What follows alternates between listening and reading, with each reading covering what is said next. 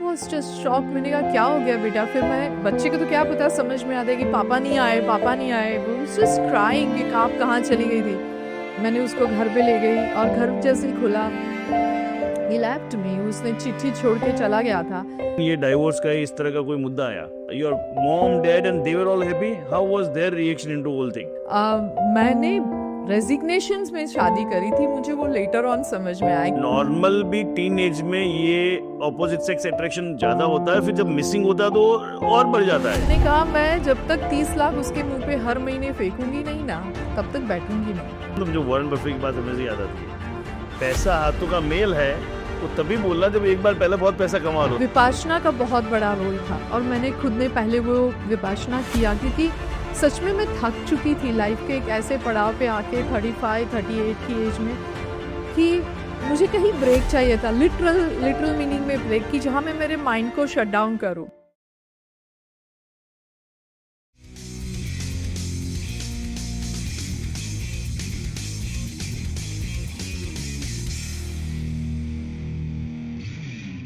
So here we are with the another episode of The Career Show, और इसके अंदर हम एक ऐसी विमेन की स्टोरी कैप्चर करने वाले हैं जो वनरेबिलिटी से विक्टिम हो गई और विक्टिम से आज वॉरियर होके हजारों लाखों लोगों को, परिवारों को एम्पावर कर रही है, सिर्फ इंडिया में नहीं पर worldwide.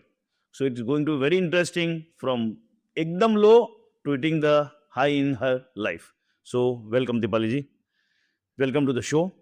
So first thing, how was your, मैंने बोला ना आपकी स्टोरी उसको लेना है, फिर उसकी करियर की बातें लेंगे, वो सारी चीजें, but how was your initially, आप बोर्न ब्रॉट अप कहाँ हुआ, how was your childhood, just share about your initial days of your life. या सो मेरा चाइल्डहुड मैं कहूँ कि बहुत ही चैलेंजिंग रहा पहले से ही।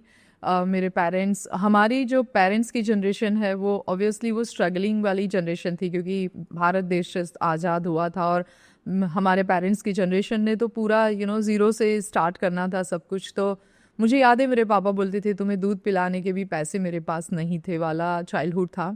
और बैक टू बैक मेरे भाई 1.5 साल के अंदर मेरे मम्मी को सेकेंड प्रेगनेंसी में मेरा भाई का बर्थ हो गया। सो मेरे पेरेंट्स के लिए भी ओबियसली बहुत चैलेंजिंग रहा, क्योंकि उनके लिए भी बहुत छोटी उनकी एज थी और उनकी करियर, उनकी नई जॉब थी, बहुत थिन सैलरी और उसमें 2 बच्चे। सो बहुत ही स्ट्रगलिंग वाला चैलेंजिंग चाइल्डहुड मेरा रहा है। एंड मोस्टली तो तुरंत ही मेरा भाई का बर्थ 1.5-2 साल के अंदर हुआ था, वेरी शॉर्ट गैप के अंदर। और उस जनरेशन में ऐसा होता भी था कि नंबर ऑफ चाइल्ड्स भी होते थे और प्लस वो कम गैप रहता था। और तो मैं ज़्यादातर तो मेरे जो मेन ईयर्स होते हैं 7 ईयर्स, जो बच्चे की ब्रेन डेवलपमेंट के ईयर होते हैं बर्थ से लेके, वो ज़्यादातर तो मैं नाना नानी और दादा दादी के पास ही रही हूँ। बहुत कम रह पाई हूँ मेरी मम्मी के साथ, क्योंकि मम्मा का हेल्थ इतना अच्छा नहीं रहता था। तो बहुत चैलेंजिंग एंड स्ट्रगलिंग चाइल्डहुड रहा है। क्या वो टिपिकल उस जमाने में ये चलता था, वैसा कभी कुछ हुआ कि ये बेटी है और ये बेटा है तो बेटे को ज़्यादा टाइम देना है, बेटी को कम देना है? ऐसा इतना तो नहीं समझ आया, बट यस, दूसरा बेटा तुरंत ही था मेरी मम्मी को, यानी मेरा छोटा भाई। तो डेफिनेटली मम्मी का डाइवर्जन हो जाता, वो होता है, वो सेकंड चाइल्ड के लिए होता है, वो अलग चीज़ है। एक होता है बाइफर्केशन ही है बेटी बेटे में, तो होता है कहीं पता नहीं, बिकॉज सिबलिंग तुरंत आ जाता है तो एक ऑलवेज जो बड़ा बेटा या बेटी होती है, बच्चा होता है, उसको ऑलवेज ऐसा इनसिक्योरिटी लगती है। तो शायद मैं वही कोई इनसिक्योरिटी से फंसी हुई थी, और ऐसे घर के और एनवायरनमेंट थे मेरे फैमिली में, मेरे पेरेंट्स के रिलेशन में, उनके जो बाहर की दुनिया के जो रिश्ते थे, तो कहीं ना कहीं बिकॉज ऑफ ये एनवायरनमेंट मुझे बहुत ऐसा लगता था कि अनवांटेड हूँ मैं, दुनिया सेफ नहीं है, एंड अनलव्ड की मुझे फीलिंग्स आने लगी थी। क्योंकि मुझे तुरंत ही मेरा जैसे भाई का जन्म हुआ तो मुझे मामा के घर भेज दिया गया और मैं लंबे टाइम तक मेरी नानी के साथ रही। तो वो तो एक नेचुरल, शायद एक चाइल्ड साइकोलॉजी में होता होगा, उस वक्त तो मुझे नहीं समझ में आता था, बट मैं बहुत लोनली फील करती थी, मुझे ऐसा लगता था, मैं उदास रहती थी पहले से ही। तो शायद वो तो एक नेचुरल फेज हो सकता है हर बच्चे में, और मेरी बहुत छोटी एज थी। बट जो ओवरऑल मेरी फैमिली का एनवायरनमेंट था, मेरे पेरेंट्स के अपने खुद के दोनों के जो रिश्ते थे, उसके कारण मैं फियरफुल बहुत रहने लगी थी। मुझे डर लगता था दुनिया से, कि दुनिया तो बहुत ही चैलेंजिंग है, यानी कि difficult to live the life in this. बच्चे ने वो सब धारणाएं खड़ी कर ली। ये मेरे साथ हुआ because of the environment. Got that. So वो बोलते हैं ना, मुझे आपकी स्टोरी जो जितना अभी तक सुना उससे मेरे को जो आ रहा दिमाग में वो डियर जिंदगी आलिया भट्ट याद आ रही है। वो छोटी बच्ची थी, वो नाना के पास रही। हाँ, ये मुझे पक्का लग रहा है आपको शाहरुख खान मिला नहीं मिला गाइड करना वो पता नहीं, बट आप शाहरुख खान जरूर बने हो दुनिया के लिए। So we will come to that. So then how was your education? कितना एजुकेशन हुआ, कहाँ हुआ, कैसा, how was that whole life? So मैंने चाइल्डहुड, मेरा एजुकेशन तो यही गुजरात में ही, नडियाद मेरा बॉर्न हुआ था, और वहीं से मैंने कॉलेज कंप्लीट करी, वहाँ तक मेरा एजुकेशन रहा। So yes, I have done my commerce graduation from Nadiad itself. So yeah. So that is only education. Yeah, then I did a lot of courses. I have done my online master degree, but this is a traditional, I'm talking campus education. Got that. इसके बाद मैंने MBA online किया, IT MBA in IT management का course किया। वो मैंने after my marriage वो discover किया कि मेरा ये फॉर्टे है, I can do that. So I have done lot of projects. हाँ, गॉट दैट।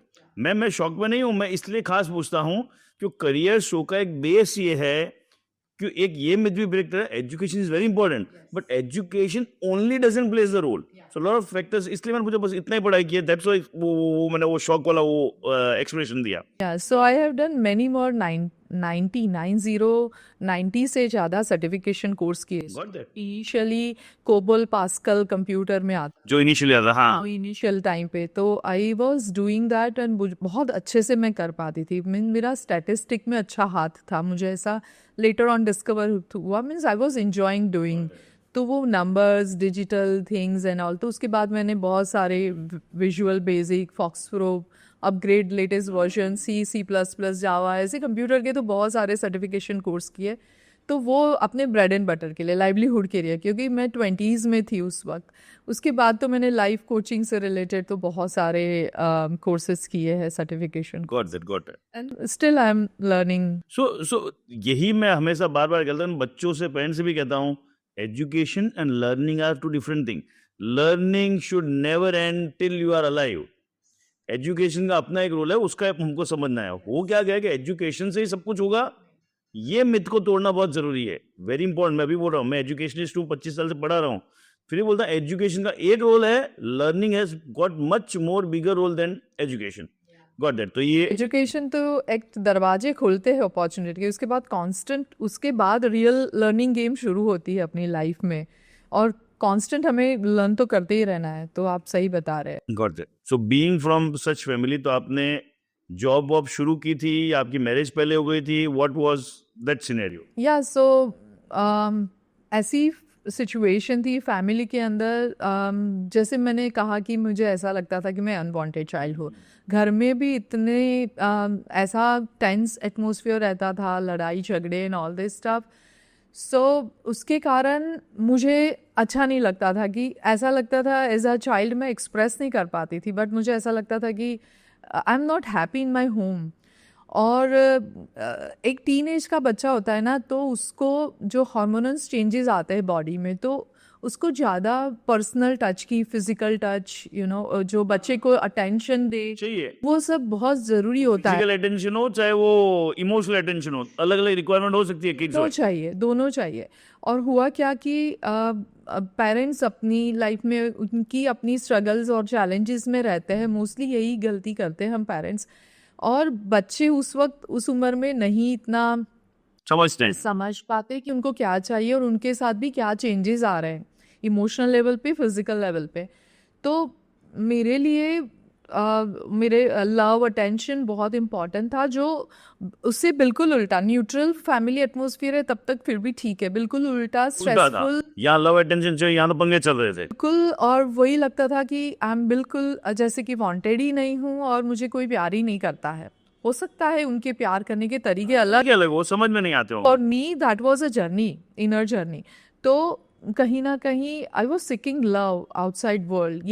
यही एक एज है जो बहुत स्लिपरी एज होती है, टीन एज की एज। आजकल आप भी एजुकेशन फील्ड में हैं, आप भी वही देखते होंगे कि टीन एज के बच्चों के साथ डील करते हैं ज़्यादातर, यही एज पे बच्चे स्लिप हो जाते हैं। 25 साल से उसी एज के साथ बैठा हूँ। एग्जैक्टली और जो फैमिली के अंदर बहुत ही हेल्दी एटमॉस्फेयर और पेरेंट्स बहुत जागृत है और बच्चे को जो इमोशनल नीड है वो देते हैं उनको टाइम टू टाइम, तो ऐसे बच्चे आपने देखे भी होंगे 25 इयर्स की एज में कि नहीं स्लीप होते बिकॉज उनको उनके पास वो विजडम है.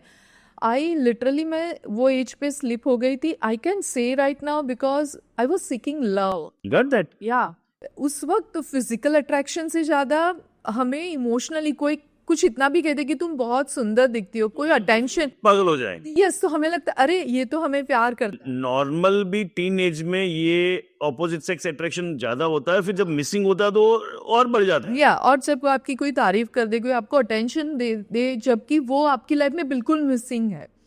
तो मैं बहुत छोटी एज में, आई कैन से 18 इयर्स की एज के अंदर, तो मैंने वो प्यार, क्योंकि मुझे वो घर पे नहीं मिल रहा था, तो मैंने बाहर वो ढूंढना शुरू किया अननोइंगली.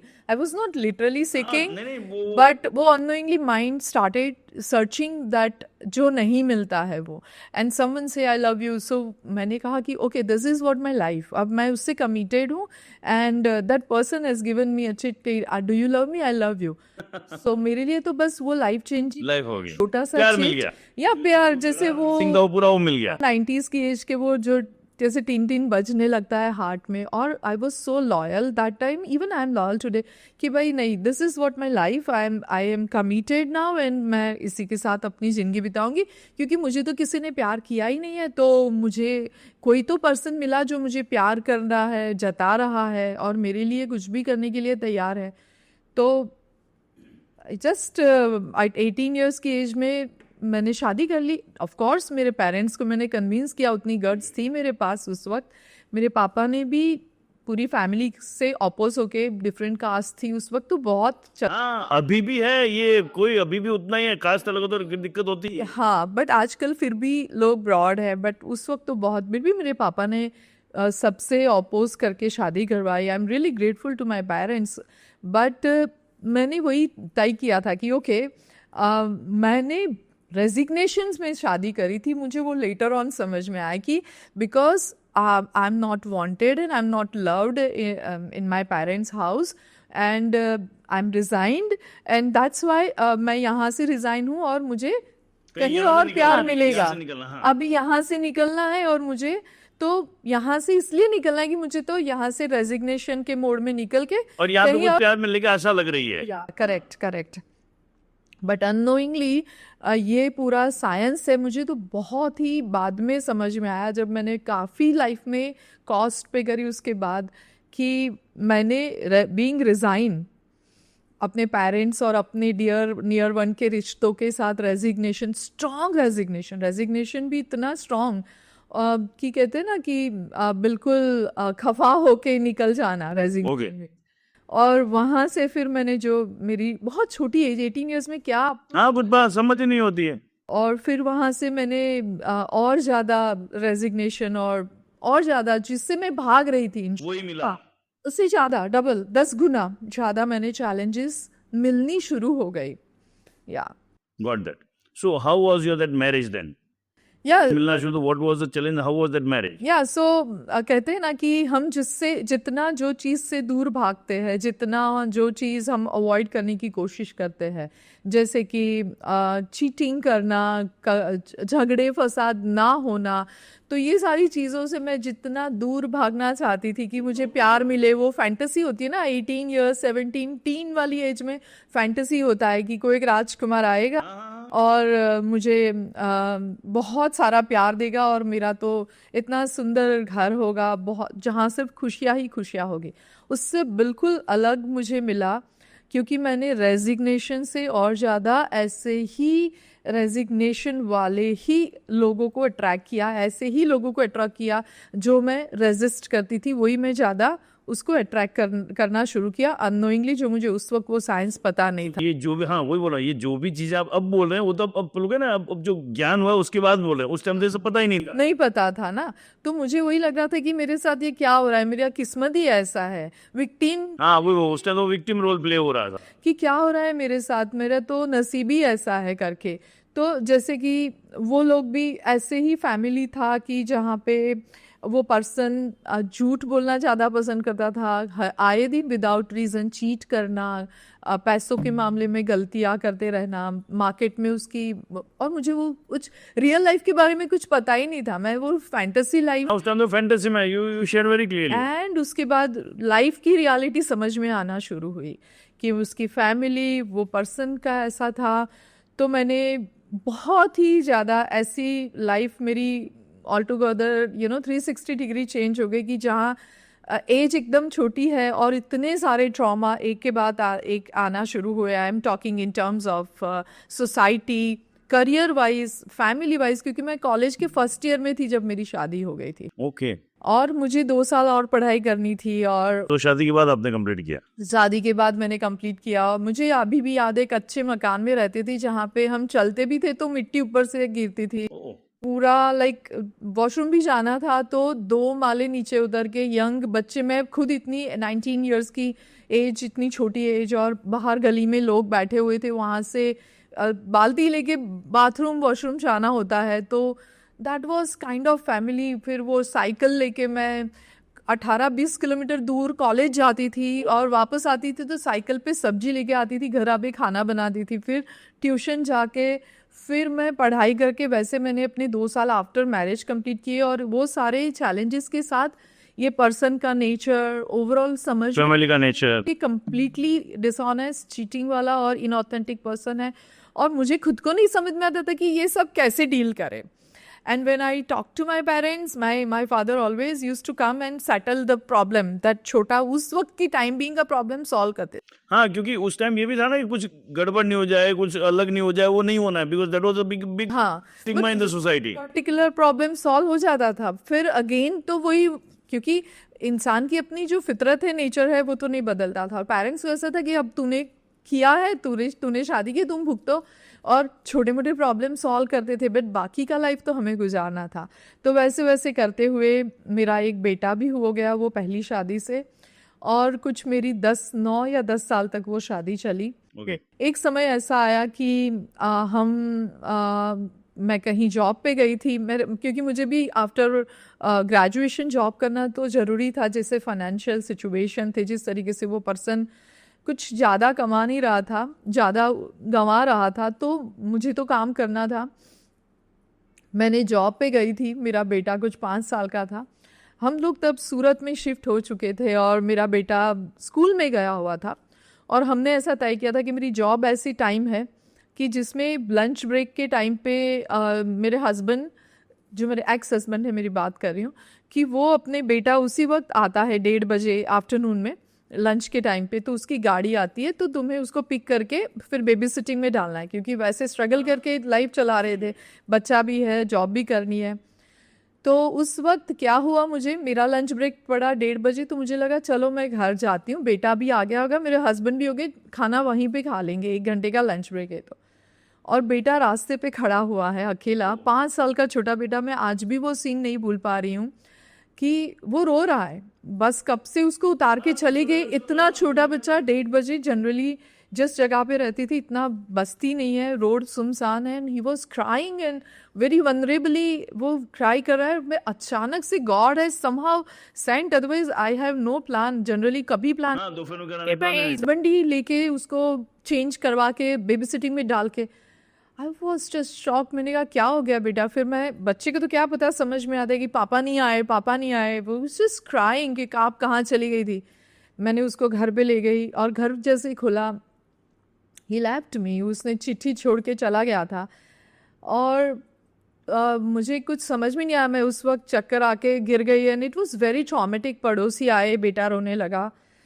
फिर जाके एक महीने के अंदर समझ में आया कि उसने कुछ, जहाँ पे शेयर मार्केट में काम करा था, उसने कुछ ट्रेडिंग में इतने सारे पैसे गंवा दिए थे कि अब उसकी कोई हालत नहीं थी पैसा चुकाने की, और उसके ऊपर प्रेशर आ रहा था। जॉब के साथ वो ट्रेडिंग कर रहा था, कुछ पैसे, और मुझे कुछ नहीं पता था, ये कुछ भी नहीं पता था।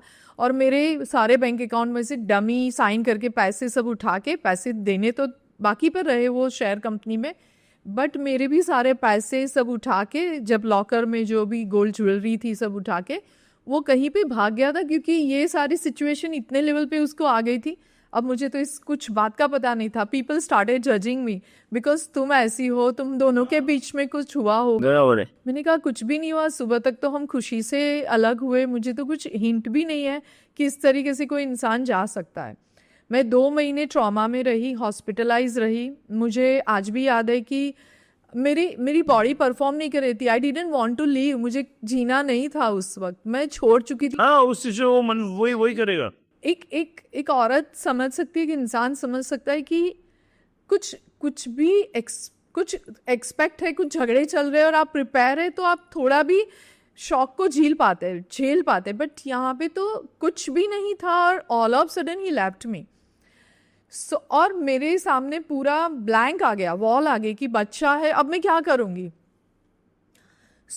इतना बड़ा चैलेंज था कि मेरी बॉडी परफॉर्म नहीं कर रही थी कि मैं जीऊँ. इतनी सारी ट्रीटमेंट दे रहे थे डॉक्टर्स, रोज कितने बॉटल्स चढ़ा रहे, कितना भी पता नहीं चल रहा है डॉक्टर को भी कि क्यों कुछ ट्रीटमेंट काम नहीं कर रही है. And I was literally just like जिंदा लाश ऑन अ बेड.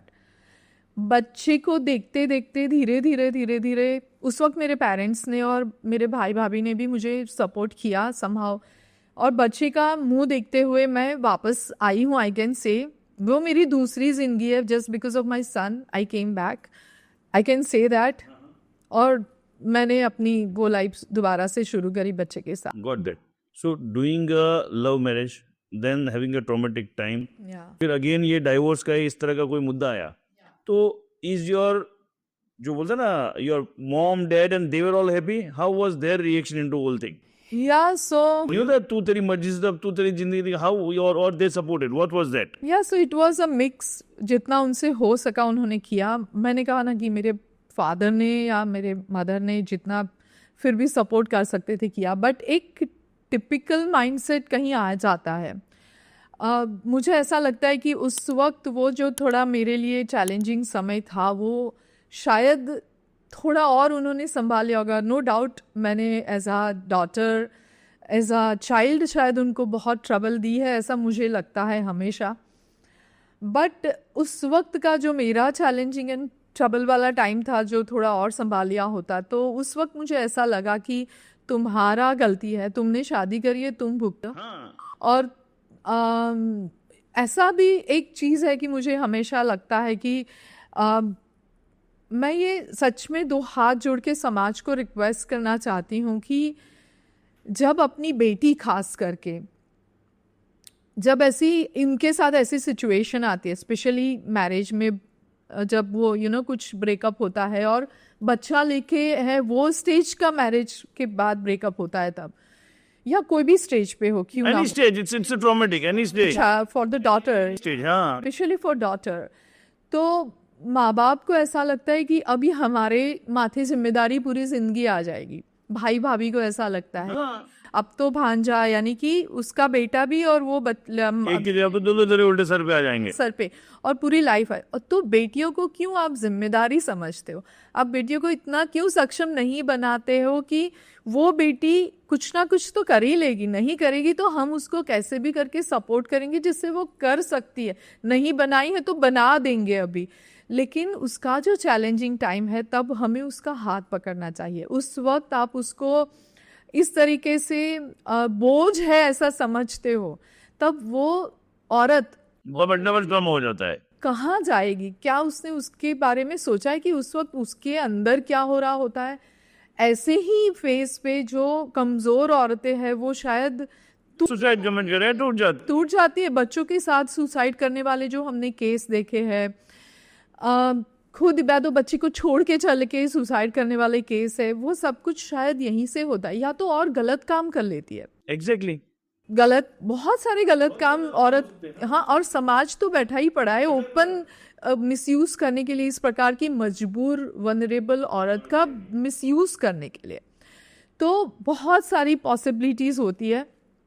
तो मैं तो यही रिक्वेस्ट करना चाहूँगी हर फैमिली को, हर सोसाइटी को, हर माँ बाप को कि ऐसे समय पे लड़कियों को सच में आप कितना भी हो जाए, समाज के डर से आप कुछ नहीं जिम्मेदारी ले रहे हो या आपको बोझ लग रहा है इसलिए नहीं रहे हो, ये सब छोड़ के सिर्फ और सिर्फ अनकंडीशनल लव यहीं पे काम करता है कि आप अपनी बेटी को उस वक्त साथ दो. हम तो ऐसे दुखी औरतों के तो लोग समाज भी पूरा आके खड़ा रहता है और साथ देता है, तो आपकी अपनी बेटी है। बेटी के लिए तो उस वक्त मुझे थोड़ा ऐसा लगा कि जितना उनसे बन पड़ा बेस्ट उन्होंने ट्राई किया, बट मोस्ट कहीं ना कहीं वो बैकग्राउंड में ऐसा था कि अब ये वापस आ जाएगी, बोझ बन जाएगी, वो कहीं ना कहीं सर पे था वैसा। तो मैं जैसे अकेली रहती थी अपने बेटे के साथ, बहुत ही यंग एज में 27-26 Okay, की so- age पे। ये जो आपकी जो एक्स हस्बैंड वो छोड़ के गए, उसका you didn't stayed with your parents, no, you stayed alone, and how you manage that time financial and everything? बहुत छोटा सा मेरा सैलरी था, 3 सैलरी, जॉब तो मेरी चल ही रही थी, तो उसी से मैंने गुजारा करना मैंने तय किया। मैंने सोचा कि मुझे पता था कि जो आपने सुना होगा ना कि बुरा वक्त आता है तब अपना शैडो भी, अपनी परछाई भी हमें साथ नहीं साथ नहीं रहती। और ये मैंने पर्सनल एक्सपीरियंस किया है। तो मैंने तय किया था कि मुझे पता है मेरे आसपास के लोग, मेरे अपने लोग, कि कोई मुझे साथ नहीं देने वाले हैं, तो मैंने तय किया था कि कैसे भी हो जाए मैं खुद गुजारा करूँगी। लेकिन एक समय ऐसा आया कि मुझे लगा कि अब मैं अकेले नहीं रह पाऊँगी, मुझे मेरे पेरेंट्स के वहाँ पे जाना है, जो कोई अलग नडियाद यानी कि दूसरे शहर में रहते हैं।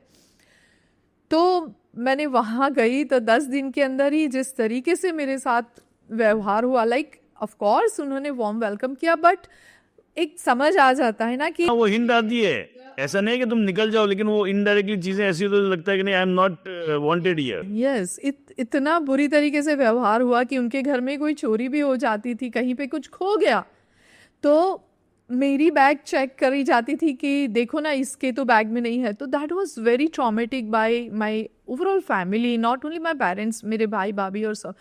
तो मुझे लगा कि दैट्स इनफ इससे। और मैंने उस वक्त भी बोला था कि मैं यहाँ, इतना महंगा सिटी है, मेरी 3 सैलरी है, तो मैं नहीं रह पा रही हूँ, बट यहाँ पे शिफ्ट हो रही हूँ, टेम्पररी आपका शेल्टर ले रही हूँ, मैं but I will be at by own, कहीं निकल जाऊंगी, बट इतना मैं कुछ फिगर आउट करूँ, कुछ ढूंढूं, उनसे पहले ही इतने सारे सीन्स बन गए कि मेरे लिए बहुत मुश्किल समय रहा उस वक्त कि अब मैं कहाँ जाऊँ, क्या करूँ, किसको पूछूँ, किसको कुछ बताऊँ, क्योंकि अपने किसको अपना बोले। तो इतने सारे सवाल थे मेरे पास, और मेरे पास इतना कुछ एक्स्ट्रॉर्डिनरी एजुकेशन भी नहीं था कि चलो मैं अपना डिग्री डाल दूँ और मुझे 2-3 लाख या 15-20 हज़ार की उस वक्त की सैलरी में जॉब मिल जाए कि मैं आराम से अपने बेटे के साथ गुजारा कर लूँ। बेटे की स्टडी चालू है और ये सारा ट्रॉमा चालू है, तो बहुत बड़े क्वेश्चंस मार्क के साथ में उस वक्त खड़ी।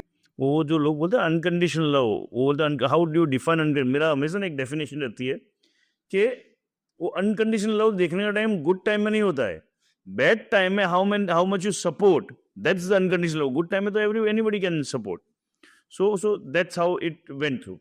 Then how you built up the things, how this second marriage happened, and how this all thing, how your career started building.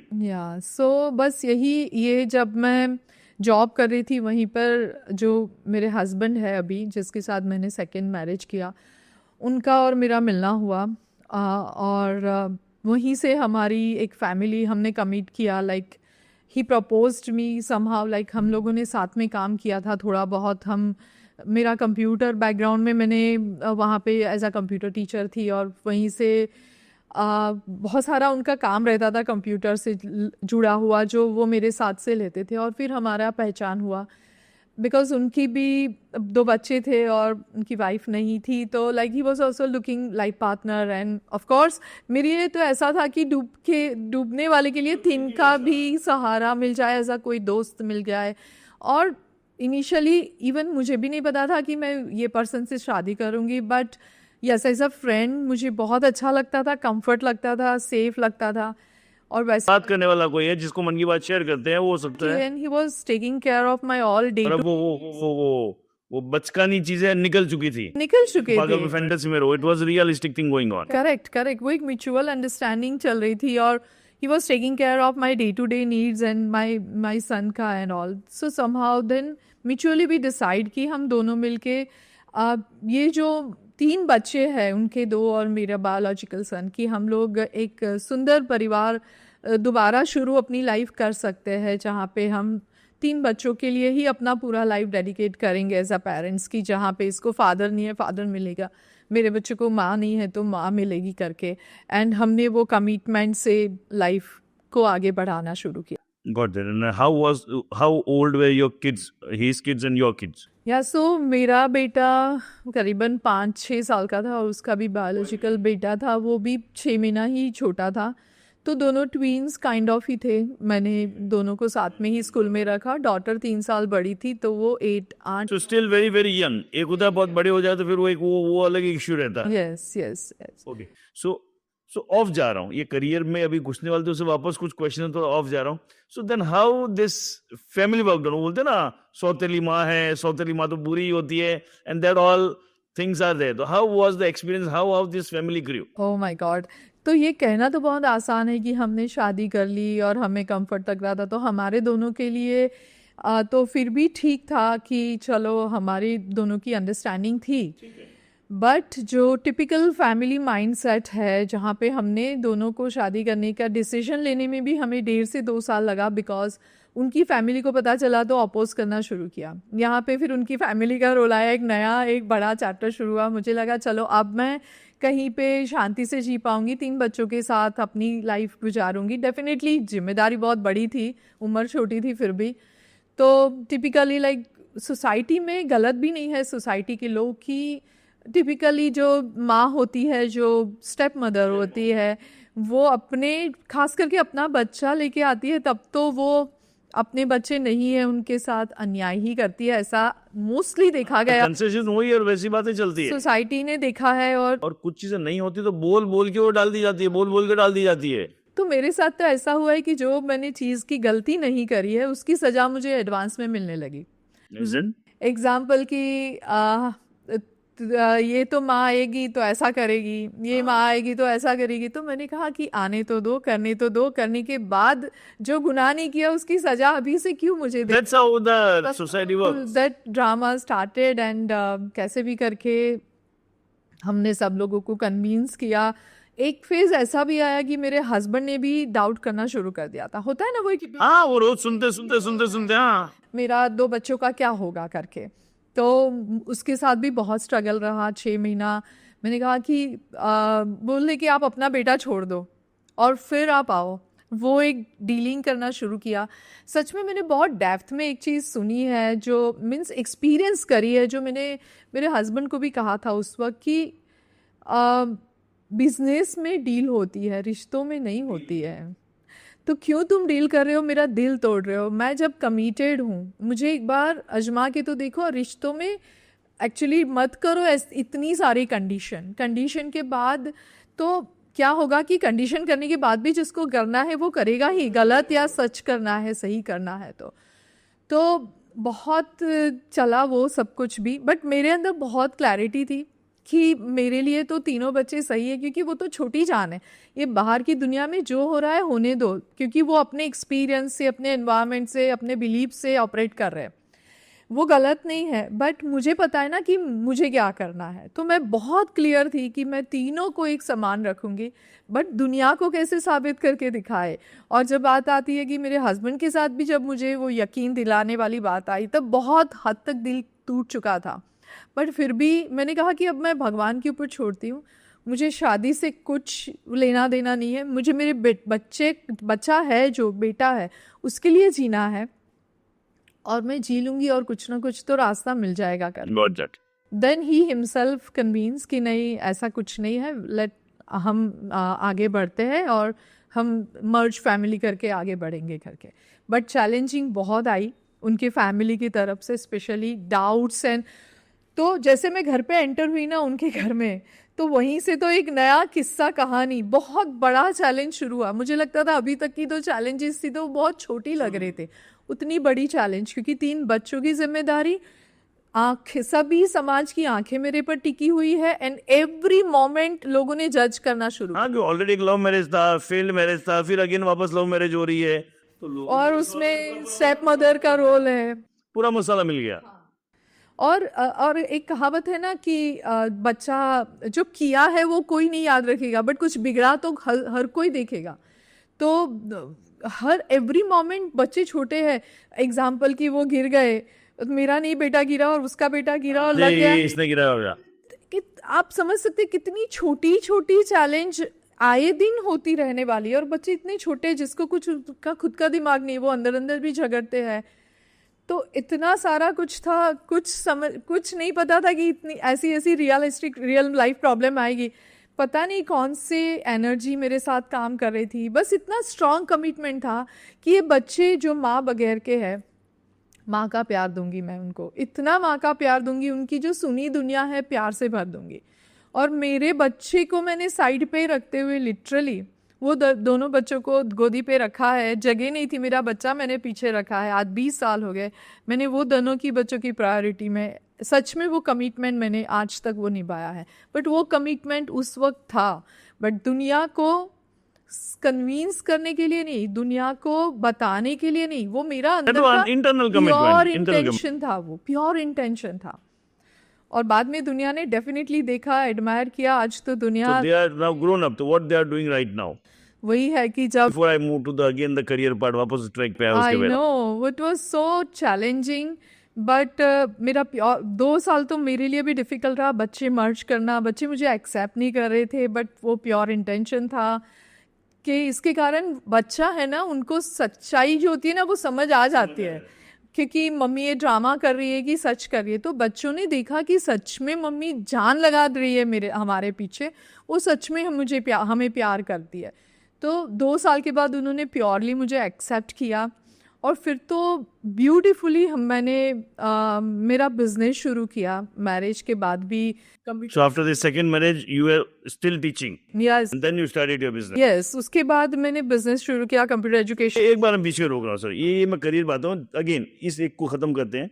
So what kids are doing right now? Now they are 20, 22, 24, 25 के हो चुके, तो what they are doing right now? Yes, so मेरी बेटी है आज US के अंदर एमडी है। Okay, she is doctor. Yes, she is MD and masters, यानी सुपर स्पेशलिस्ट भी करने जा रही है नेक्स्ट ईयर, टचवुड। और उसकी करियर थ्रू आउट टॉपर रही। 10th में सीबीएसई बोर्ड में पूरे गुजरात स्टेट में टॉप पे आई थी, फर्स्ट नंबर पे।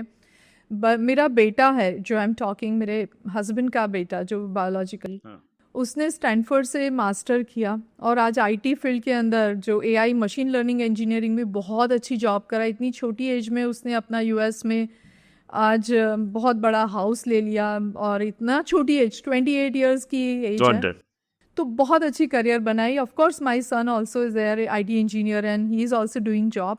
सो मिला के They all now set in their life. तो ये जो पर्पस, जो सेकंड मैरिज, जो जिस पर्पस शुरू हुआ था, that purpose is to a level very much fulfilled. Yes yes. So now coming to again to the अब करियर पार्ट, अभी तक की सो बोलते ना बैकग्राउंड शुरू है, now the career part, what बोलते ना, जो मैंने डीएस इनके शाहरुख खान बनने की कहानी अब शुरू करेंगे, ठीक है। सो अब तक आपकी जॉब चल रही थी, जॉब एज अ एजुकेशनिस्ट, वो सारा आपने एक्सपीरियंस लिया इन द आईटी फील्ड, वो सब लिया। Then how your business started, it was with your husband का बिजनेस क्या था, हाउ एवरीथिंग वेंट ऑन? या सो कहते हैं ना कि चैलेंज कभी लाइफ में यानी ख़त्म नहीं होते, और मुझे तो ऐसा लग रहा है ना कि शायद ये चैलेंजेस थे ना, इसीलिए मैं लाइफ में ग्रो हो पाई हूँ, आई कैन से दैट। आज मैं पीछे जाके अपने सारे डॉट्स को कनेक्ट करती हूँ। तो शादी हो गई, मेरे हस्बैंड की अच्छी खासी गवर्नमेंट की टीचर की जॉब थी, you know. So you was a government teacher. या सो और बहुत अच्छा खासा उनका फिजिक्स सब्जेक्ट पे मास्टरी थी, तो ट्यूशन्स भी काफ़ी कर लेते थे, तो साइड इनकम भी बहुत अच्छी थी, आई कैन से, उस वक्त के समय में। तो मेरे लिए तो, मैं तो बिल्कुल एम्बिशियस नहीं थी, तो मेरे लिए तो वही था कि अभी तक तो नीड के लिए जॉब करती थी, तो अब तो मेरे लिए 3 बच्चे, वही मेरा ख्वाहिश था कि मैं पेरेंटिंग का इतना साइंस उस वक्त नहीं समझ पाई थी, बट इतना समझ में आता था कि चाइल्डहुड बहुत इंपॉर्टेंट है और मैं बेस्ट मदर का रोल प्ले करूँगी, उतना ही समझ में आता था। तो मेरा वही था, और जैसे ही 1-1.5 महीना या 2 महीना हुआ, बहुत पीक पर थे मेरे हस्बैंड की करियर, शादी के 1.5 या 2 महीने हुए और उनकी जॉब चली गई। गवर्नमेंट जॉब चली गई? गवर्नमेंट जॉब चली गई। एक बार गवर्नमेंट जॉब लग गई फिर तो फिर टेंशन नहीं है। लीगल इश्यूज आए उनके पॉलिटिक्स के कारण, स्कूल उनका कुछ वहाँ पे उनके प्रिंसिपल्स के साथ कुछ Whatever it happened, but या एंड 1.5 या 2 ही महीना हुआ था शादी का। कितना मुझे लग रहा है मूवी की तरह मेरी लाइफ चल रही थी, and my husband somehow he was frustrated because उसके कारण उनकी ट्यूशन सब बंद हो गई। एवरीथिंग वाज वेरी, वो एकदम पूरा ऐसे जा रहा था, पूरा एकदम ऐसे आ गया प्रिंसिपल्स के साथ की उसका पूरे नाम था, कोई उसको बीट नहीं करता था, इतना बड़ा नाम था। 0 हो गए वहाँ जहाँ पे लाइन लगती थी एडमिशन लेने के लिए ट्यूशन में। तो वहाँ पे 500-700 स्टूडेंट आते थे, उसकी जगह पे 0 हो गया। तो he was of course frustration में आ जाता, आएगा, कोई भी इंसान आएगा एज अ मैन, उसके लिए तो बहुत बड़ा problem. So unknowingly he told कि ऐसा नहीं हो सकता कि तुम्हारे आने से मेरी लाइफ का ये bad luck. I was about to ask कि क्या होता है, ऑलरेडी एक अपनी हिस्ट्री थी कि ऐसी में थी, फिर एक शादी हुई, फिर ये हुआ ये और मेरे आते ही ये जॉब गई। So you are bringing the bad and that's very painful, hurting, and that too coming from the person love me, या जिसके साथ मैंने पूरी जिंदगी लगाई दाव पे और पूरा फ्यूचर देख रही हूँ। आई was crying that day because already उसकी जॉब के कारण अपसेट थी, बच्चे छोटे हैं, आगे का लाइफ देखना है, कैसे करेंगे। No doubt we both are qualified, we can start any way, कहीं से दोबारा शुरू कर सकते थे, लेकिन वो सोचने की बजाय people started blaming on me. तो उस वक्त उनका पूरा family, even he himself started talking like that. एक ही लाइन बोला उसने कि श्रीदा नहीं बोला, बट हो सकता है ना कि इसके कारण भी हुआ होगा, बोल देते हैं। हाँ, I was crying whole night that day. मैं वो ड्राइंग रूम, लिविंग रूम मुझे आज भी याद है, जहाँ प्रमुख स्वामी महाराज का बड़ा फोटो था और वहाँ पे इंडियन सेटिंग था, मुझे आज भी वो सीन याद है। वहाँ पे मैं पूरी रात रोती रही, सब लोग सो गए, बच्चे भी सो गए, सबको सुलाया। मैंने कुछ तय किया उस दिन, अंदर से कुछ ऐसी अजीब सी शक्ति जागी मेरे अंदर, और मैंने तय किया कि वो उस वक्त की बात है, मुझे नंबर्स नहीं बताने चाहिए, बट उस वक्त की बात है कि वो 18-20 लाख महीने का कमाता था ट्यूशन से। उतना बड़ा बहुत बड़ा प्रैक्टिस। हाँ, 500-700 बच्चे आ रहे हैं। मैंने कहा मैं जब तक 30 लाख उसके मुंह पे हर महीने फेंकूंगी नहीं ना, तब तक बैठूंगी नहीं। मैंने पता नहीं तय किया। जब कि आप एम्बिशियस थे नहीं, जो आपने कहा। नहीं, मैं तो बच्चे रखने थे, साड़ी पहन के, सिंदूर लगा के, चूड़ी पहन के, जैसे ही वो हॉर्न मार के आते थे ऑफिस से, तो मैं गर्मा गर्म रोटी बनाती थी ना। I was so happy. Typical soap opera woman. हाँ, मुझे बहुत अच्छा लगता था। हाँ, और मुझे अच्छा बिकॉज मैं घरेलू टाइप की, मुझे बच्चे रखना, खाना बनाना, हस्बैंड की केयर करना, फैमिली की केयर करना, आई वॉज लाइक दैट। मुझे वो करियर, ये कुछ मेरे दिमाग में नहीं था। पता नहीं कहीं डेस्टिनी में क्या लिखा था। तो मैंने तय किया। हमारे पास रियल एस्टेट प्रॉपर्टी बहुत थी, बिकॉज मेरे हस्बैंड ने बहुत सारे ऑफिसेस खरीदे, पैसे कमाए थे तो कहीं ना कहीं इन्वेस्ट हो। हाँ, क्योंकि वो ट्यूशन क्लास चलाते थे, तो हमारे पास क्लासेस तो बंद हो गए, बट जगह खड़ी थी। मैंने कहा कि I want to start computer classes. तो बोला कि जॉब तो करनी नहीं है, जॉब में क्या मिलेगा, अपनी प्रॉपर्टी पड़ी है। तो मैंने कहा तुम्हें क्या करना है तुम सोचो। मैं कल से मैंने साड़ी उतारी, पैंट शर्ट पहने और कंप्यूटर क्लास में बैठ गई। अब बैठ गए तो कौन आएगा, कौन पूछेगा, कौन जानता है। उस वक्त तो बहुत बड़ी बड़ी एपटेक और बहुत सारी NIT वाली ब्रांड चल रही थी, तो अपनी को कौन पूछेगा। अब मैंने उस वक्त अपना दिमाग लगाया, पता नहीं गॉड ने कहाँ से दिमाग दिया। कहते हैं ना कि जब आप कुछ सही में करने का ठान लेते हो, तो डिवाइन फोर्स हमें मदद करती है।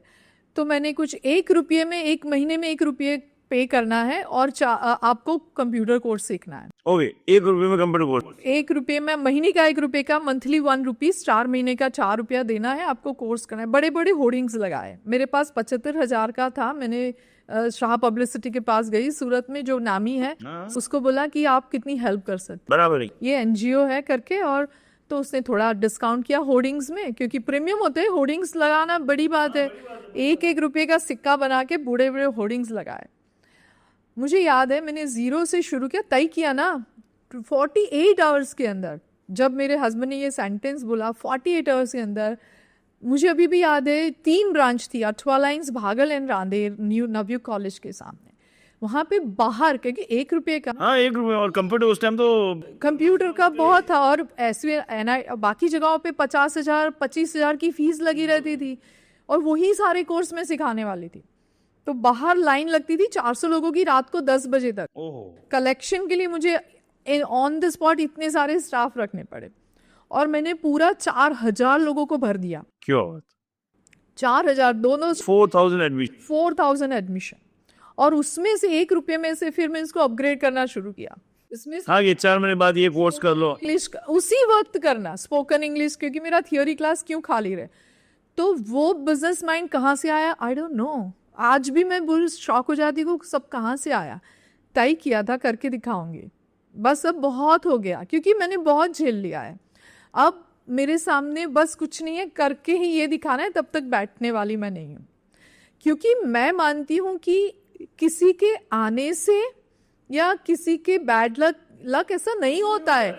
ऐसा तो हुआ ना कि वो गुजराती में कहा दे, काग ने बैसू ने डालने पड़ू, काग का बैठा और डाली का गिरना, तो बोले कौवे की वजह से गिरा, की वजह से नहीं। तो डेस्टिन था गिरना।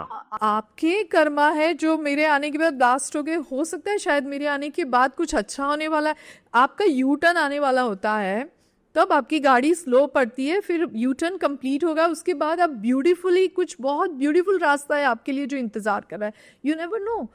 तो उस वक्त ऐसा समझने की बजाय आप ब्लेम करना शुरू कर देता रहे हो किसी के लक अनलक की बात कर, that was very bad and बहुत बड़ा ब्लेम था मेरे ऊपर, जो मैं वो बोझ नहीं सहन कर पा रही थी।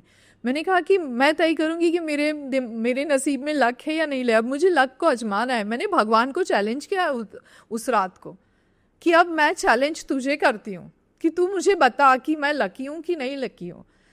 एंड मैंने वहां से जर्नी करी अनस्टॉपेबल। मैं 16 साल मार्केट को डोमिनेट किया। उस सीजन में तो मैंने 4000 स्टूडेंट यानी मोस्टली एब्सॉर्ब कर लिया मैंने। बिग मार्केट, हाँ। पूरा मार्केट जो बड़ी बड़ी ब्रांड थी वो बैठी थी कि दीपाली ये तू क्या कर रही है, तुम लिटरली एक्सप्लॉइट कर रही हो, मैनिपुलेट कर रही हो 1-1 रुपये में करके। और लोग लिटरली आते थे कॉम्पिटिटर के, 1 रुपये में हो ही नहीं सकता। और लिटरली मैं व्हाट आई सेड, और उसमें किताबें देती थी, किताबें छपवाई और सब करके फंड निकाल दिया जितना मेरे पास था। और वो बिजनेस माइंड लगा के फिर उसमें से जो मैंने बिजनेस, बड़े टिकट साइज का बिजनेस शुरू करते हुए 16 साल मार्केट मैंने डोमिनेट किया। 16 साल, राम भगवान का 14 साल वनवास था, मैंने 16 साल वनवास किया। वो 16 साल मुझे याद नहीं, मैं पेरेंट्स के घर में गई हूँ, किसी की शादी अटेंड करी है, कहीं घूमने गई। So much committed into the business. Yes, I was like, और मैंने 5 या 6 साल के अंदर तो 15-20 लाख के टर्नओवर महीने वाला तो कब का एक अचीव कर लिया। मुझे बाय प्रोडक्ट कितने सारे अवार्ड्स एंड रिवॉर्ड्स मिले। मैं बेस्ट चैम्बर ऑफ कॉमर्स में वुमेन एंटरप्रेन्योर्स का JCI में इंटरनेशनल अवार्ड मिला है, राजीव गांधी इंटरनेशनल अवार्ड। दिल्ली से, गांधीनगर से, गवर्नर से मुझे गुजरात अचला फाउंडेशन से अवार्ड मिला। पीपल स्टार्टेड नोटिसिंग मी की because I started dominating market unknowingly. मेरा तो एक जुनून था कि बस अब करके दिखाना है लोगों को, बहुत हो गया। देन मैंने कहा अब कोई प्यार नहीं करता किसी से, प्यार पैसा नहीं है ना तो लोग कोई प्यार नहीं करते हैं, पैसा बहुत जरूरी है। ये आपका सेंटेंस सुनता हूं तो मुझे वॉरेन बफे की बात हमेशा याद आती है। पैसा हाथों का मेल है, वो तभी बोलना जब एक बार पहले बहुत पैसा कमा लो, तब तक पता नहीं, जो उसके बाद पता चला इसकी वैल्यू नहीं है। नहीं कमाओ तब तक लगता नहीं पैसे से ही सब कुछ होने वाला है। सो मैंने मार्केट को डोमिनेट किया, उसके अंदर मैंने बहुत कुछ कमाया, पैसा तो खूब कमाया था, पैसा कमाया, नाम कमाया, अवार्ड्स कमाए, बहुत। और उसके बाद एक फेज आया 16 इयर्स की, उसके अंदर मेरे हस्बैंड को मैंने सेट भी किया। Set means support. हमने NGO खोला, मेरे हस्बैंड ने भी अपना जो एक्सपर्टीज़ है साइंस स्ट्रीम में, फिजिक्स केमिस्ट्री बायोलॉजी की टीम रख के उन्होंने ट्राइबल स्टूडेंट्स को पढ़ाना शुरू किया आहवा जाके। NGO उस वक्त थी नहीं हमारे पास कुछ भी, बस ऐसे ही सेल्फलेसली कि चलो हम कुछ सेवा करते, क्योंकि उनको कंप्यूटर में समझ नहीं आता था। तो पूरा बिजनेस तो मैं कर लेती थी, बट वो साइड में उन्होंने शुरू किया। बट वहाँ पे बच्चे, ट्राइबल के बच्चे नंबर टॉपर आए वहाँ पे, और फर्स्ट टाइम हिस्ट्री में हुआ। तो गवर्नमेंट ने नोटिस किया, फिर उनको बुलाया कि हम आपको ग्रांट देते हैं, आप NGO फॉर्म करो। फिर ऐसे करके उनका पूरा गवर्नमेंट फंडेड वाला बिजनेस शुरू हुआ, और वो इतना चला। शुरुआत में मैं दिल्ली जाके अफिलिएट मैं खुद भी चाहती थी, और ऐसे दोनों ने मिलके गवर्नमेंट टाई अप वाले बिजनेस, फंडेड वाले बिजनेस शुरू किए। प्राइवेट इंस्टीट्यूशंस चल रहे थे करते हुए। और एक ऐसा दौर आया कि जहाँ पे मेरे हस्बैंड खुद इंडिपेंडेंटली सब कुछ करने लगे, बच्चे कॉलेज में आ गए थे। एक ऐसा समय आया कि मैंने कहा now I am done, means जो मुझे एक साबित करना था कर दिया। बिकॉज मैंने ये 16 साल की अपनी करियर में, बिजनेस की करियर में एक चीज़ डिस्कवर करी थी कि मैं कर तो रही हूँ, बट जिद से करे थे, इट वाज नॉट हैप्पी। या वो दिखाने के लिए करने में, या मैंने एक चीज़ डिस्कवर, ये मेरा कप ऑफ टी नहीं है, मैं एंजॉय नहीं कर रही हूँ वो मार्केटिंग, सेल्स, टारगेट। और मैं जिद्दी थी और बहुत ही हार्ड वर्किंग थी, तो कर तो लेती थी मैं अचीव, 18 घंटे एफर्ट्स डालने थे, तो मैं डरती नहीं थी एफर्ट्स से, मेहनत से कभी नहीं डरी हूँ मैं, तो कर तो लेती। बट मुझे अंदर कुछ मरता जा रहा था, ऐसा लगता था, मुझे लगता था कि मैं कहीं ये इतना और जितना 16 साल और चलाना है तो मैं चॉइस से नहीं चला पाऊंगी, बिकॉज मेरा वो फॉर्टे नहीं है, मुझे डिस्कवर हुआ था। और during this 16 years of time, पता नहीं अननोइंगली मैंने junior chamber of international JCI organisation join किया, नेशनल ट्रेनर बनी, सॉफ्ट स्किल ट्रेनर बनी। तो मुझे समझ में आया कि अरे ये मुझे ज़्यादा अच्छा लगता है, जिसमें लाइफ, हाँ, मेकिंग ए डिफरेंस जैसे कोर्सेज करना, क्योंकि मुझे किताबें पढ़ने का तो बचपन से शौक था। तो मुझे तो मैं एक दिन का सेमिनार देने जाती थी या कॉर्पोरेट में, या 2 घंटा during in my business business के साथ साथ ये ट्रेनिंग में करना शुरू किया, ऐसे ही फ्रेंडली। मुझे उस वक्त कुछ समझ में नहीं था कि ये करियर कहाँ जाएगी, वाज वर्किंग, और ये साथ में बस पैशन के लिए हो रहा था। जस्ट मुझे उस वक्त सोशल गैदरिंग या फ्रेंड्स और एक लाइक माइंडेड लोगों से जुड़ना था, और अननोइंगली जुड़ गई थी। बट मुझे लगा अरे ये तो मुझे मज़ा आता है, 2 घंटे में कुछ बोलती हूँ, टॉक देती हूँ, कहीं किसी की लाइफ में उसकी लाइफ फेस पे स्माइल लाती हूँ, तो मुझे तो यहाँ पे लगती हूँ मैं जिंदा हूँ। वो 2 घंटा मुझे लगता है कि मैं रियल दीपाली है वहाँ पे, ऐसे लगता था। तो यस, लेटर ऑन बाकी के 16 साल के जब बिजनेस जर्नी के बाद मुझे लगा कि मेरे हस्बैंड इंडिपेंडेंटली बहुत बड़ा एक एम्पायर बना चुके हैं, बहुत बड़ी टीम हम डेवलप कर चुके हैं, बहुत सिस्टम बड़ी स्ट्रांग डेवलप कर चुके हैं, बहुत अच्छे कॉन्टैक्ट्स डेवलप कर चुके हैं, एक लेवल पे आ चुके हैं हम दिल्ली लेवल में और गांधीनगर यानी गुजरात स्टेट लेवल पे और नेशनल लेवल पे, कि जहाँ एक नाम था हमारा एनजीओ का, टॉप 5 में आती हमारे एनजीओ, वो लेवल अचीव कर चुके थे हम लोग। मैंने कहा ठीक है, नाउ वो खुद कर सकते हैं, मेरी I'll come out of it. या देन मैंने खुद के साथ बैठ के एक बार और टॉक करी कि अब एक Now this was empowering talk. Yes. वो चिल वाली टॉक थी। Yes. कि दीपाली सच बताइए, मर मर के काम करना, क्योंकि अभी भी मेरे पास काम की कमी नहीं है। हाँ, एनजीओ के द्वारा बहुत बड़े बड़े दिल्ली, देखो इसमें तो sky limit, like corporate CSR fund वाला, मैं उसमें मेरी एक्सपर्टीज है। My husband is always government से जुड़े हुए लोगों से जल्दी कनेक्ट, मैं कॉर्पोरेट्स के कल्चर से कनेक्ट हो पाती, तो CSR फंड और बहुत ह्यूज प्रोजेक्ट मेरे सामने आने लगे। बट मैंने कहा कि मुझे यहाँ लाइन ड्रॉ करना है, बिकॉज मैं एंजॉय नहीं कर रही हूँ, पैसा तो आने ही वाला है, कैसे भी करके आएगा, और वो समझ भी ले कि पैसा कैसे आता है। खुशी जो मुझे अंदरूनी मिलनी है वो नहीं मिल रही है। बच्चे बड़े हो गए, कॉलेज में आ गए, उनको यानी जो लाइन लेनी है वो तो हो गया, बेटी MBBS में आ गई, बेटों ने अपनी एक करियर सेलेक्ट कर लिए, तो अब तो वो टनल में आगे तो निकल ही जाएंगे आगे करके। देन अगेन मैं खुद के साथ बैठी, मैंने उसमें विपाशना का बहुत बड़ा रोल था। उसी दौरान में मुझे मेरे एक स्टाफ के द्वारा विपाशना मेडिटेशन इंट्रोड्यूस हुआ, और मैंने खुद ने पहले वो विपाशना किया, क्योंकि सच में मैं थक चुकी थी लाइफ के एक ऐसे पड़ाव पे आके 35-38 की एज में, कि मुझे कहीं ब्रेक चाहिए था, लिटरल मीनिंग में ब्रेक, की जहाँ मैं मेरे माइंड को शट डाउन करूँ, और सोचूं कुछ, और मुझे अब वहाँ पे कुछ ऐसा सोचना था जो मेरी बड़ा यू टर्न था, एक सेकंड फेज लाइफ का शुरू होने वाला था। एंड विपाशना के बाद शांति से अपने साथ बैठी और तय किया, ऑनेस्ट, खुद के साथ ऑनेस्ट हुई, ऑथेंटिसिटी अपने साथ मैंने अपनाई, और मैंने कहा मैं नहीं एंजॉय कर रही हूँ। पिक पे थी मेरी करियर उस वक्त, मेरे सामने, मुझे भी याद है कि इतना बड़ा कॉर्पोरेट प्रोजेक्ट बड़ा था, तो शायद 100-200 करोड़ वाले बड़े प्रोजेक्ट की बात कर रही हूँ। उसको मैंने छोड़ के, यानी वो इनिशियल टॉक चल रही थी, बट मैंने कहा कि क्या मैं कहाँ रुकूंगी, इसमें कहाँ तक पहुँचेंगे, क्या करना है मुझे, क्या हासिल करना है अल्टीमेटली, कितना भागेंगे, बहुत भाग चुके हैं ना। तो मैंने कहा कि मुझे तो चलेगा, मैं कुछ लाइफ कोचिंग से जुड़ा हुआ या ट्रेनिंग से जुड़ा हुआ, उस वक्त लाइफ कोच वर्ड भी मुझे इतना नहीं था, it's like only making a difference, मुझे करना है, कुछ सोशल डिफरेंस करना है, या और मैंने तय किया कि मैं रेजिग्नेशन दे रही हूँ as a managing director, as a, आज भी मैं पैसिव ट्रस्टी या फंडिंग वाला पार्ट संभाल लेती हूँ। उस वक्त भी मैंने कमिटमेंट दिया था कि मैं एकदम से बैकफुट, क्योंकि बहुत सारी जिम्मेदारी थी मेरे पास फ्रंट फुट पे, तो सबको तैयार किया और धीरे धीरे करके मैंने रोल पैसिव करना शुरू किया एक्टिव में से।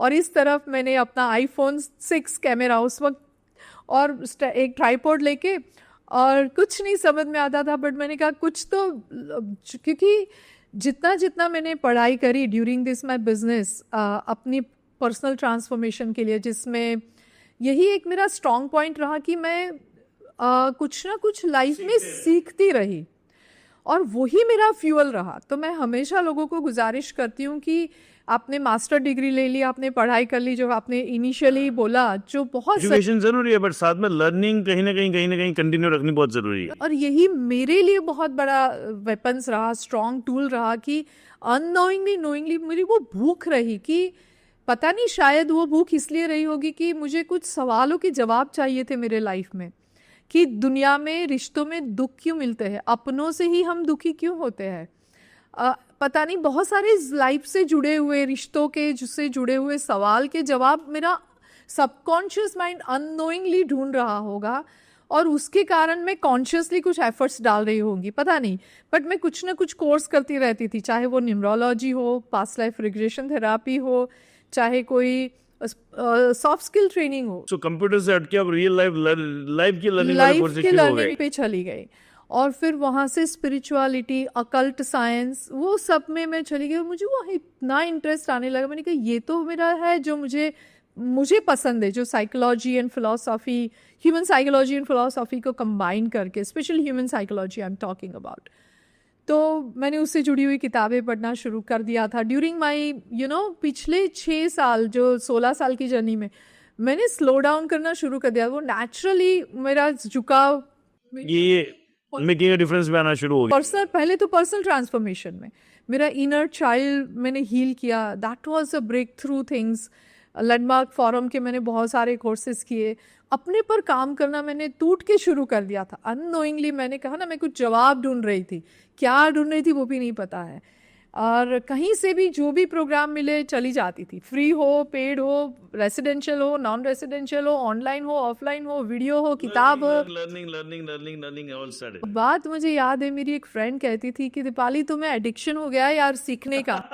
मैंने कहा पता ही नहीं, तू कह सकती है ऐसा, सच्ची इवन मुझे डाउट है, बट मैं मेरी फ्रेंड को कहती थी कि एक बात है, आफ्टर एवरी प्रोग्राम, चाहे वो 2 घंटे का सेमिनार हो, टेम्पररी फ्री, कुछ शिफ्ट होता था मेरे अंदर, कुछ चेंज आता था। ये जो सीखने में लगा है ना, उसी को पता चलता है भाई। लोग ये सोचते हैं प्रोग्राम में यार पूरा एकदम को 360 डिग्री चेंज हो गया आएगा। लोग बोलते हैं ना, अरे इतना सीख रहा है फिर भी ऐसा क्यों हो रहा है। So I always say this thing, program आपको 360 डिग्री चेंज नहीं है, बट एवरी प्रोग्राम बोलते हैं ना, वो पत्थर तोड़ने से hit by hit by hit by hit and the whole stone breaks. Exactly 1% shift होता है, वो 365% आपको, जब आप 365% एफर्ट्स डालते हैं, बाद में समझ में आता है। खुद पे काम करना शुरू हुआ। अभी जहां तक मुझे पता है, कुछ और होता ऐड कीजिएगा, you provide the what I say coaching बोल दो या गाइडेंस बोल दो या making a difference in the 3 platforms. एक आपने बुक्स लिखी है,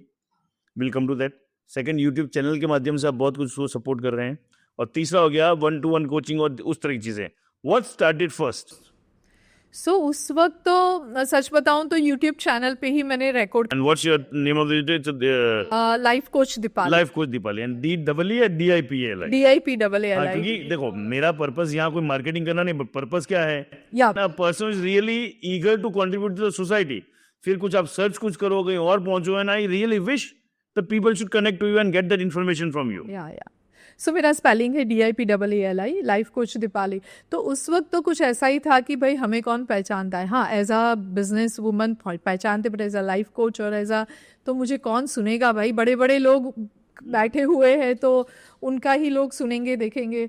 तो मैंने ऐसे ही कहा कि चलो, मेरा ऐसे में कभी कोई चीज़ से हारती नहीं हूँ, मैं कोई चीज़ से इन्फ्लुएंस नहीं होती हूँ, गिव अप नहीं करती हूँ कि अरे नहीं ऐसा। वो था personality, low esteem personality, but मैंने अपने पर काम किया था, और वो एक थोड़ा गिफ्टेड था जिद कि नहीं करना है, बस कैसे भी करके करना है, करके टूल्स रिसोर्सेज मिल जाएंगे, चलना शुरू करो करके। तो मैंने कहा कि जो अवेलेबल है करो शुरू। ट्राइपॉड ले लिया, मोबाइल था, और रिकॉर्ड करना शुरू किया। जो चीज़ों से मेरी लाइफ में डिफरेंस आया, मैं बहुत जेन्युइन इंसान हूँ इन दिस केस की, जो मैं अप्लाई करती हूँ वही आपने रिकॉर्ड करना शुरू किया। जो मेरे जो टेक्निक से मेरे में फ़र्क आया, मैं वही बताती हूँ, मैं वो नहीं बता सकती जो मैं मानती नहीं हूँ, जिससे मुझे कुछ फर्क नहीं पड़ा। बहुत हमारी इंडस्ट्री में ऐसा देखा गया, पीपल आर वेरी फेक, हाँ, वेरी फेक कि वो ज्ञान पूरा है लेकिन रियल लाइफ में बैंड बजी पड़ी है। हाँ या सो मैंने जो जो सीखा था, जो मुझे, तो उससे वो मुझे, मेरे पास उतनी पॉलिश लैंग्वेज नहीं थी, मुझे इतना, मेरे पहले की वीडियो में आज भी देखते तो लगता है मैं कितना आज भी मेरे में स्कोप है इम्प्रूव करने के लिए, बट जो है शुरू करो। आई डिडंट जज माई सेल्फ, वो मेरा अच्छा पॉइंट था उस वक्त कि मैंने अपने आप को जज नहीं करा, अदरवाइज मैं कभी कुछ स्टार्ट नहीं कर पाती। तो यूट्यूब चैनल से मैंने शुरुआत करी, छोटे छोटे वीडियो में, छोटे छोटे विजडम टॉक, विजडम वाले, जिससे किसी की लाइफ में बदलाव आए, या वहाँ से मैंने शुरू किया ये journey. What inspired you to write these books and how many books you have written? या सो बहुत सारे मैंने कोर्सेज किए, सर्टिफिकेशन कोर्सेज। कभी किसी को लगता भी होगा कि as a life coach numerology तो वेरी इरेलेवेंट है, बट मैंने तो हर एक चीज़ इस तरीके से सीखी है, पास्ट लाइफ हो, जो हीलिंग मॉडलिटीज़ में आ जाता है, inner child healing and therapy की मॉडलिटीज़ में आ जाता है, या तो लाइफ कोच है जो future building, habit building, mindset के ऊपर आता है, या काउंसलिंग जो प्रेजेंट को ठीक करता है।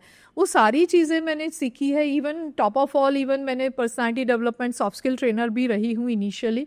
तो ये सब कुछ जब मैं कंबाइन करती हूँ ना, तब मुझे लगता है कि मैं ओवरऑल लाइफ को हर एक एस्पेक्ट से समझ पाती हूँ। आसरौर जैसे हर एक चीज़ को मैं कहीं ना कहीं पॉजिटिवली, It's like वो नाइट क्रिकेट चल, there are different flood lights there. Every सब साइड लाइट खुलेगी तो पूरा उजाला होगा। तो अब ये सारी चीज़ें सीखने के बाद मुझे ये सारे कोर्सेज भी मैंने खुद से फिर design, because I am certified and authorise to teach as a coach.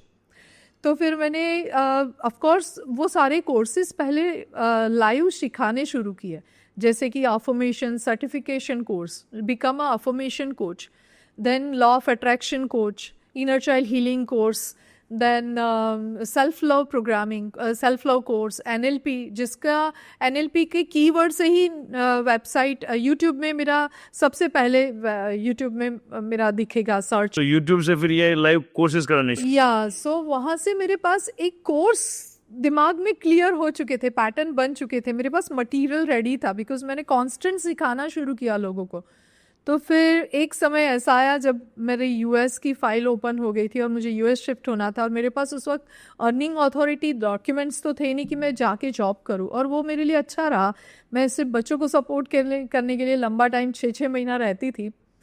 तो उस वक्त मेरा लैपटॉप, और मैंने कहा ना कि मैं कभी रुकती नहीं हूँ, कुछ भी नहीं हो ना, मेरा ऐसा है नेचर। वो भगवान बुद्ध की कहावत है ना कि आप रुके क्यों, आप चल नहीं सकते तो रेंगो, हाँ, रेंगते नहीं हो तो पलट कर गोल गोल घूम के आगे बढ़ो, बट कहने का रुको मत।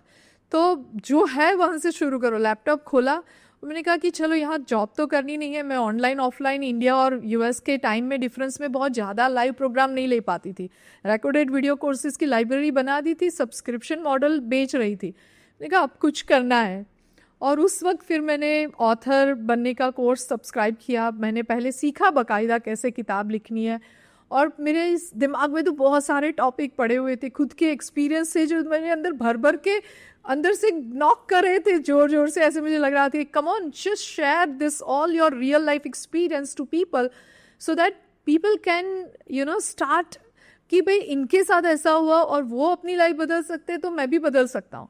क्योंकि मैंने अंदर से जोरों से आवाज़ आ रही थी कि बहुत लोग ऐसा है, सेम लाइफ के चैलेंजेस को फेस कर रहे हैं एंड उनके पास सॉल्यूशन नहीं है, और शायद वो डिप्रेशन में चले जाते हैं या लाइफ को कहीं क्विट कर देते हैं। तो मैंने कहा चलो ये माध्यम से मैं लोगों को हेल्प करूँ, और फिर मैंने किताबें लिखना शुरू कर दिया। So how many books have you written? 15 books so far. 15 books you have written? Yes. Can you name all or few of them?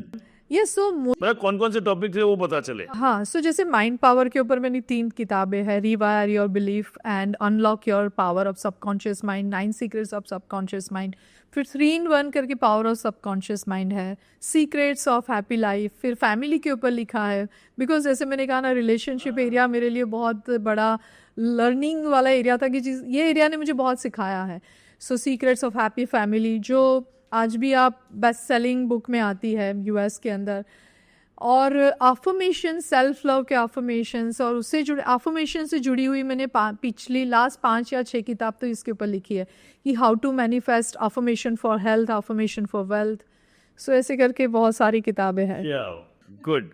And how, if everybody wish to connect with you for the coaching or your personal counseling, how they can connect?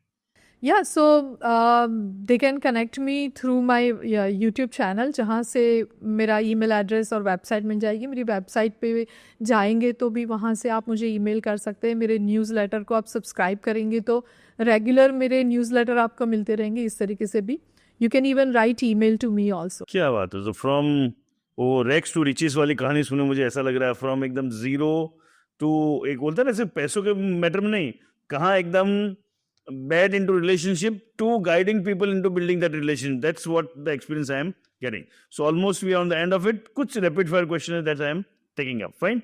So one book that changed your life. Heal Your Life and By Louis Hay. yes, and 7 Habits of Highly Effective People. Stephen Covey. Yes, Stephen Covey. Very Very best book है. कभी भी मन होगा तो मैं repeat पढ़ती रहती हूँ. हील योर लाइफ थोड़ा सा मुझे ऐसा लगता है, मैंने पढ़ी नहीं है. It is about more of the health side, उस साइड जाती है. It is about emotional healing. जब आपका इमोशनल वुंड्स है, जो मेरे लिए तो बहुत काम कर गया. और 7 हैबिट्स तो बोलता है बेस बुक. अगर आपको लाइफ कोच बनना है, नहीं बनना है, लाइफ को जीना सीखना है, तो 7 habits is such a wonderful book. Got that. Coffee और meditation to start your day. Meditation. Good that. You are not Gen Z, नहीं तो कॉफी आती है. आई लव कॉफी बट ठीक है.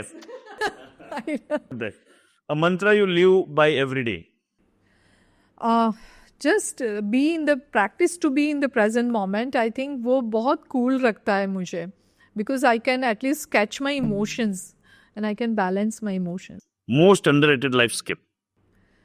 Most underrated life skills, I can say. In what context you are asking? And any context. Being as your life coach, so बहुत सारी आप चीजें सिखाते हो, so लगता है ये तो बड़ी अंडररेटेड है, लोग इसकी वैल्यू मानते नहीं है, but it is a life changing skill. Yeah, so I think बहुत सारी स्किल्स लोग जानते हैं, बट आई थिंक कंसिस्टेंसी जो मुझे देखने को मिलती है लोगों में नहीं है. लोग आजकल बहुत कुछ सीखना कंसिस्टेंसी से करते नहीं है, बट एप्लीकेशन भी नहीं है एंड कंसिस्टेंसी भी नहीं है. जो कुछ सीखा उसको इम्प्लीमेंट कर. Got that. Success in one word. Consistency. And being from Surat, you are from Surat now into US, but Surat की बातें आए बिना एंड नहीं कर सकता. I love Surat. You have been in Surat long time. Yes. So any specific place you enjoy going in Surat? Dumas. Oh, पकोड़े खाना, चाय पीना, भजिया. गुजराती ना भजिया. yeah. Any specific food you like in Surat? ऐसे तो बोलते हैं ना कि सूरत नु जमन काशी नु मरन, तो एनी स्पेसिफिक फूड यू लोग ना ये खाना बहुत पसंद है? तो सब कुछ पसंद है. मैं तो ये गनगौर में जाती हूँ तो भी सारे चाट्स मुझे बहुत पसंद है. पानी पूरी, दही पूरी, स्पेशली यहाँ का जो आलू पूरी बोलते हैं सूरत का, आई थिंक वो कहीं और नहीं मिलता है. हाँ, आलू पूरी विदाउट आलू. हाँ, ये जो सूरत के बाहर वाले उनके लिए आलू पूरी विदाउट आलू पूरी नहीं, मैदा है, चना है, थोड़ा बहुत आलू आ जाए, but it's very I love that. Wonderful taste. Yes. Got that. अरे कैसे भूल जाए हम सूरत का लोचो. हाँ, वो कैसे भूल जाए. बहुत सारी डिशेस है. बट कुछ होता है ना, कुछ मेरी फेवरेट. जैसे मुझे वो पूछता सूरत में, मुझे अगर एक लाइन पूछे, मुझे खमन इतना पसंद है ना, खमन मुझे को 365 दिन खिलाओ, मैं खा लूंगा. सो दैट इज एक person. I am a fond of chaat lover, so मुझे चाट्स सारे पसंद है. Got that. Any specific memory of Surat you would love to share? Any kind of Surati memory. यानी सिटी कॉन्सेप्ट में, ये शहर ने मुझे तो बहुत कुछ दिया है. मैंने कहा ना कि मैंने पूरी नई पहचान यहाँ से बनाई है. जब सूरत शहर से बात करूँ तो यहाँ पे लोगों ने मुझे एज आ एजुकेशनलिस्ट बहुत प्यार दिया है. जब मैंने पहली बार गांधी स्मृति भवन में करियर सेमिनार दिया था, कुछ भी नहीं, एक अनकंडीशनल लव था लोगों के लिए, कि कुछ एक्सपेक्टेशन नहीं थी. और उस वक्त जो पेरेंट्स ने आके जो फीडबैक दिए कि आपके काउंसलिंग से हमें बहुत क्लियर हुआ कि हमारे बच्चों को कौन सी करियर में जाना चाहिए, क्योंकि पेरेंट्स क्या करते हैं टिपिकली, जो परसेंटेज आते हैं, जो रिजल्ट्स आते हैं बच्चे से, उससे वो अपनी करियर को चूज़ करते हैं। बट जब मैंने उसी को कहा कि उनके अंदर की कैपेसिटी क्या है, या तो क्या आजकल चल रहा है जो पैसा देगा, कौन सी जॉब ज़्यादा चलेगी। अरे बच्चा, आप आईटी जॉब ज़्यादा चलेगी, एआई में ज़माना है, बट बच्चा बेचारा आर्टिस्टिक है, चाहे वो 90% ले आया, उसकी गलती नहीं है, बट आप उसको क्यों बेचारे को डाल रहे हो जो उसके लिए नहीं। तो जब मैंने उसके ऊपर डिटेल में सेमिनार दिया विदाउट फीस, 850 लोग भरे पड़े थे वो गांधी स्मृति भवन में, और फिर तो लगातार उन्होंने डिमांड की 4 साल। वो बहुत बड़ा मेमोरी आज भी है मेरे लिए कि कितने लोगों को मैं सही गाइडेंस दे पाई कि जिससे पूरा उनकी करियर से उनकी लाइफ को एक करियर पाथ दे पाई, सही रास्ता। जो गलत चुन लेते और फिर पूरा जिंदगी अफसोस करते हैं कि जो मैं कर रहा हूँ I am not enjoying what I am doing. So वो मेरे लिए हमेशा, मैं जब भी पीछे मुड़ के शहर को देखूंगी और याद करूंगी कि this is what I contributed, and इतना प्यार मिला मुझे, लोगों ने माना मेरी बातों को। Super. So last part, choose. मैं सिटी और कंट्री के बीच में बात कर रहा हूँ, यूएस जहां कहीं पे भी आप रहते हैं, और सूरत। फंसा दो मुझे। ऑफ कोर्स इंडिया, और उसमें भी सूरत। कोई डाउट ही नहीं है इसमें, सोचे बगैर कह सकती हूँ। Got that. So it was really really amazing discussion with you. Really मैंने एक्सपीरियंस किया है कि कैसे जीरो से उठ के हीरो बना जा सकता है, नॉट हीरो बना जा सकता है, लोगों को हीरो बनने के लिए एम्पावर करने के सही मायने में, जैसे स्टार्टिंग में कहा था, और डीएस जैसे शाहरुख खान बना जा सकता है। That I can really experience from this whole conversation. आपको लगता है सच में से इस कन्वर्सेशन में कुछ आपको वैल्यू मिली है, सब्सक्राइब बटन प्रेस कीजिए, और हो सके किसी के लिए हेल्पफुल है तो उसके साथ डेफिनेटली आप शेयर कीजिए। Thank you.